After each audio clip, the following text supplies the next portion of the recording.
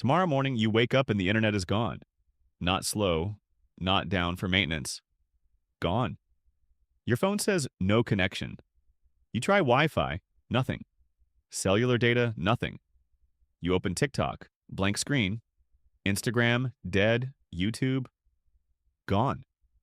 At first, nobody panics. After all, websites go down all the time. Maybe Amazon's servers crashed. Maybe your provider is having issues. Maybe it'll be back in an hour. But an hour passes, then two, then six. And slowly, the world begins to realize something impossible has happened. The internet isn't coming back.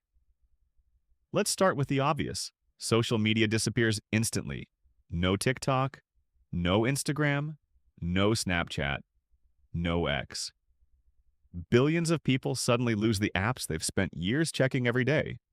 For some people, that's an inconvenience. For others, it's their entire career. Influencers wake up unemployed. Streamers lose their audiences. Entire businesses vanish before lunch. But social media is the least of our problems, because most people think the internet is just something we use. In reality, it's something civilization runs on. Take GPS. When you open Google Maps, it feels simple. Type an address, follow the blue line, arrive. But that blue line depends on massive networks of servers constantly communicating across the planet. Without the internet, navigation systems begin failing. Millions of drivers suddenly have no idea where they're going. Delivery companies struggle. Truck routes break down. Shipments start arriving late. And that's only day one. Then the banking system starts feeling it. Most money today doesn't exist as physical cash. It's numbers stored in databases. Numbers moving between computers every second. When internet communication disappears, banks can't process transactions normally. Credit cards stop working. Online payments stop working. ATMs become unreliable.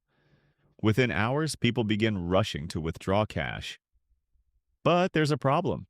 There isn't enough cash for everyone. Modern economies were never designed for billions of people using physical money at the same time. And now, panic begins spreading. Stores start filling with customers. People buy bottled water, food, batteries, anything they think they might need. Not because society has collapsed, but because nobody knows what's coming next. Then airports begin experiencing problems. Air traffic control systems still exist. Planes can still fly. But the communication networks supporting modern travel become severely limited. Flights are delayed. Schedules become chaotic. International travel slows dramatically. Around the same time, businesses start realizing they have a bigger problem. Many companies don't actually store their information in their own buildings. They store it in the cloud. And the cloud isn't a magical place. It's just other computers connected through the internet. Without that connection, millions of companies lose access to customer records, documents, inventory systems, and communications. Some businesses can survive. Others stop functioning overnight. By day 3, supply chains begin breaking. Grocery stores rely on constant deliveries. Warehouses rely on tracking systems. Manufacturers rely on digital coordination. When those systems fail, shortages start appearing. Not because food stopped existing, because moving food became much harder. For the first time in decades, people are forced to do something strange. Talk to the people around them. Local communities become important again. Physical maps return. Printed newspapers return. Radio becomes one of the fastest ways to spread information. Things that once seemed outdated suddenly become essential.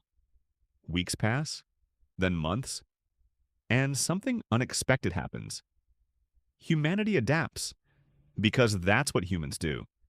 We adapted before the internet existed, and we would adapt after it disappeared. Life would become slower, more local, less connected, but civilization would survive. The real question isn't whether humanity could survive without the internet. It's whether most of us remember how. Because for billions of people alive today, there's never been a world without it. The internet feels permanent, like electricity, like running water, like something that will always be there. But if it disappeared tomorrow, we'd discover something our ancestors already knew. The technology changed. Human nature didn't. And long before the internet connected the world, people still found ways to connect with each other.